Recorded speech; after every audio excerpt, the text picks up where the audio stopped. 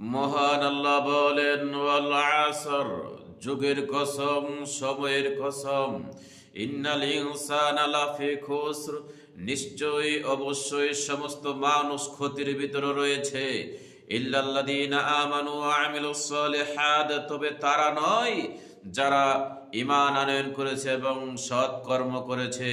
ওয়া তাওয়াসাউ বিল হক, যারা একে অপরকে হকের উপদেশ দিয়েছে তারা নয়। ওয়াতাওয়াসাউ বিস সাবর, এবং যারা একে অপরে উপদেশ দিয়েছে ধৈর্য ধারণের। কাজেই এই চারটা গুণ, যারা ঈমান আনয়ন করেছে এবং সৎকর্ম করেছে, একে অপরকে হকের উপদেশ দিয়েছে, একে অপরকে ধৈর্য ধারণের উপদেশ দিয়েছে, এই গুণে যারা গুণান্বিত হবে তারা অবশ্যই ক্ষতির ভিতরে নয়।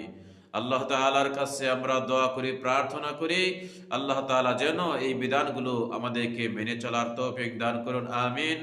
আসসালামু আলাইকুম ওয়া রাহমাতুল্লাহ।